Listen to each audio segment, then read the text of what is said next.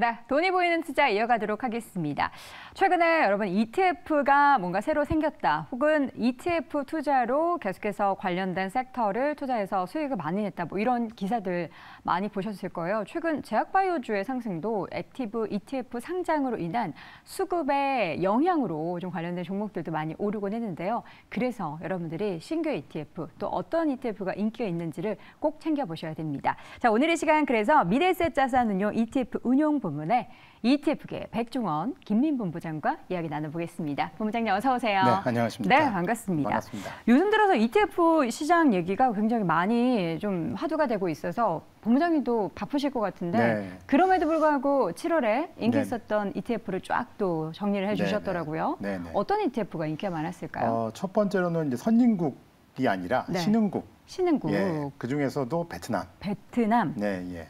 ETF가 제일 좋은 수익률을 거뒀고요. 네. 그다음에 두 번째로는 차이나 항생테크라는 ETF가 또 많은 관심을 받았습니다. 여전히 또 중국도 좋고요. 예. 그리고 철강 관련해서 중무장대 제가 한 달 전에인가요? 네. 중무장대 말씀을 드렸는데 어쨌든 간에 중무장대 조선화학 철강이 좋았는데 철강 ETF도 한 18% 좋은 수익률을 보였습니다. 많이 올랐네요. 예. 그리고 2차 전지의 광풍은 어쨌든 간에 계속 된 것 같아요. 그래서 2차 전지와 그리고 친환경 차가 붙어 있는 ETF가 18.5% 좋은 수익률을 보였습니다.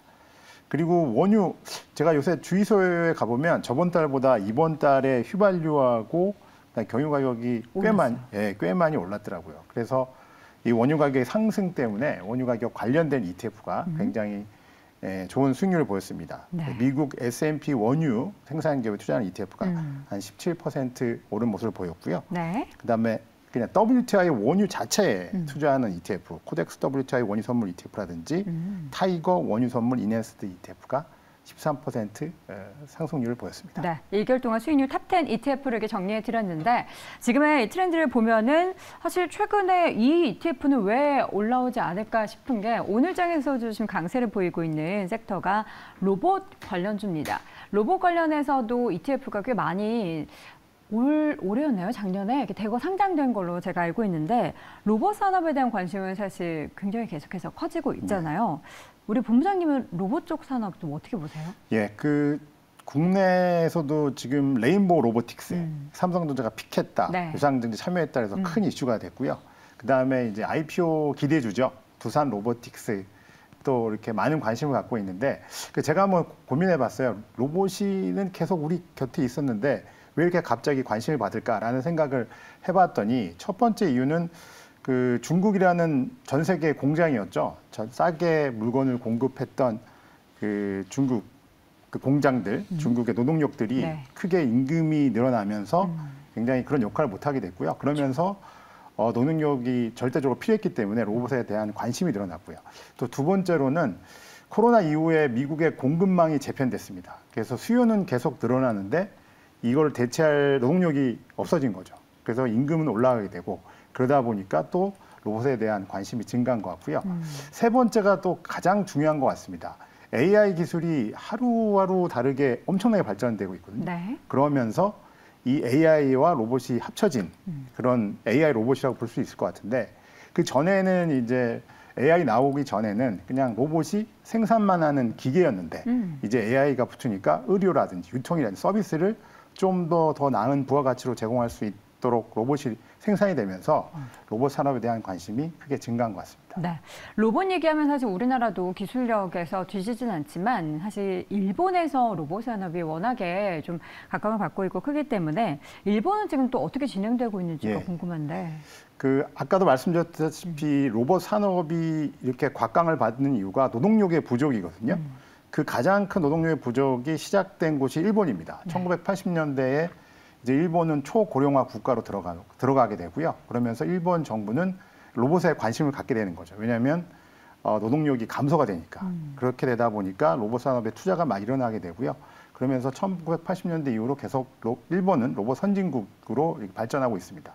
그리고 전 세계의 일본이 전 세계의 로봇 산업에서 차지하고 있는 비중이 60%를 넘습니다. 그래서 파낙이라든지 야스카와라든지 이런 기업들이 전체 로봇 생산량의 60%를 차지하고 있고요. 지금 N저가 아주 최저로 떨어지고 있는데 이런 상황 속에서 이제 반도체라든지 자동차뿐만 아니라 이 로봇도 일본의 어떤 수출에 큰 도움을 주고 있어서 아마 일본 정부는 더더욱이나 더 로봇에 투자를 많이 할 것으로 예상되고 있습니다. 네, 우리나라도 그렇고 일본도 그렇고 사실 각국이 뭐 첫 시작을 보면은 값싼 노동력이 점점점 사라지고 그에 따른 뭐 비용 증가가 나타나다 보니까 이것을 이제 대체할 수 있는 뭐 스마트 팩토리도 생기고 로봇화를 통해서 여러 가지 공장 시스템이 구현이 되다 보니까 관련된 산업은 앞으로도 계속해서 더 성장될 분야가 아닐 수가 없습니다. 자, 그래도 우리 시청자분들도 로봇 관련해서 그리고 로봇하고 같이 붙어 있는 게 AI 관련해서 투자를 많이들 고려하실 텐데 사실 기업 하나 고르는 게 로봇도 우리가 쉽게 봐서 그렇지 내용들 보면 사실 좀 어렵거든요. 그렇죠. 많이 로봇 어렵습니다. 그래서 ETF로 투자를 한다면 네, 어떤 맞습니다. ETF가 있을까요? 대표적으로 세 개의 이제 상장된 ETF가 친다면 세 개의 ETF가 있고요. 첫 번째로는 타이거 글로벌 AI 로보틱스라는 ETF가 8월 17일 다음 주에 상장될 예정입니다. 이 ETF는 글로벌리 가장 많이 이제 수탁과 큰 ETF가 글로벌엑스의 보츠라는 ETF입니다. 수탁과 3조 정도 되고요. 그 밑에 이제 로보라는 티커 ETF가 2위를 하고 있는데 네. 올해 개인 국내 투자자도 한 300억 정도 이 보츠라는 ETF를 매수를 하셨더라고요. 그래서 이 보츠라는 ETF가 굉장히 로봇 섹터에 아주 잘 포트폴리오가 구성되어 있는데 이 지수를 그대로 가져온 것이 타이거 글로벌 AI 로보틱스 ETF라고 할 수 있겠습니다. 네. 그리고 한 가지 더 장점이 있다고 한다 그러면 연금 계좌에서 투자가 가능합니다. 그래서 역외 ETF는 시스템상이나 법적으로 아직 연금 계좌에 매수할 수 없지만 네. 이 타이거 글로벌 AI 로보틱스는 매수하실 수 있다는 또 장점이 있을 것 같습니다. 네. 두 번째로는 네. 코덱스 글로벌 로봇이라고 있습니다. 이것도 80종목으로 잘 구성이 되어 있고요. 보수는 0.87%고 아주 다양한 인투이티브라든지 킨텍스 홀딩이라든지 키엔스라든지 이런 종목들이 잘 이렇게 편입이 되어 있습니다. 마지막으로는 타임폴리오 글로벌 AI 인공지능 액티브라는 ETF인데요. 네. 이 ETF는 로봇보다는 AI 쪽에 좀 더 포커싱을 둔 ETF라고 말씀드릴 수 있을 것 같습니다. 그래서 엔비디아라든지 메타, 마이크로소프트 이렇게 구성이 되어 있고요. 37종목으로 구성이 되어 있습니다. 네, 이 오늘 소개해주신 ETF가 모두 이제 글로벌 로봇 ETF인데 맨 처음에 이제 알려주셨던 타이거에서 상장이 될 예정인 로봇 ETF 같은 경우에는 제일 비중이 많은 종목이 엔비디아라서. 그렇죠, 예. 맞습니다. 사실 로봇 관련해서뿐만 아니라 AI 관련해서도 함께 투자를 좀 분산해서 하고 그렇죠. 싶으신 분들은 예. 이 ETF를 관심 가져볼 법한 것 같은데 네. 최근에 국내에도 굉장히 다양한 로봇 관련한 ETF도 있었잖아요. 예, 지금 예. 방금 제가 봤던 기사 보니까 기관 투자자들도 로봇 맞습니다. ETF에 뭉칫돈을 넣고 있다 이런 기사도 있더라고요. 그 K로봇 액티브라고 코덱스에 네. 상장이 되어 있고요. 말씀드린 대로 거기는 이제 그 ETF에는 아까 말했던 레인보우 국내 기업들, 국내 로보틱스. 기업들 로보틱스라든지 아마 두산 로보틱스가 상장이 될 예정인데 네. 아마 포함이 되겠죠. 그래서 K 로봇에 대한 관심도 계속 가져주시면 좋을 것 같습니다. 네. 그래서 ETF가 좋은 점이 아까 앵커님도 말씀해 주셨지만 이 종목 하나하나를 다 할 수는 없거든요. 하지만 전문가가 그것들을 리서치를 통해서 아니면 여러 가지 연구를 통해서 그 포트를 인덱스를 만든다고 한다면 믿고 투자할 수 있는 좋은 대안이 될 것 같습니다. 네. 우리 시청자분들이 이제 국내 관련한 로봇 투자를 하실 때는 어떻게 보면은 좀 약간 테마성으로 움직여서 좀 걱정하시는 분들도 있을 텐데 그런 분들은 이제 뭐 해외에까지 투자할 수 있는 ETF에도 관심 가져보신다면 좀 더 글로벌리하게 투자의 영역을 또 확대해 보실 수 있을 것 같습니다. 오늘 로봇 AI 관련한 ETF 소개를 해드렸고요. 오늘 이 시간 미래에셋 자산운용 ETF 운용 부분에 김민 본부장 함께했습니다. 본부장님 고맙습니다. 네, 감사합니다.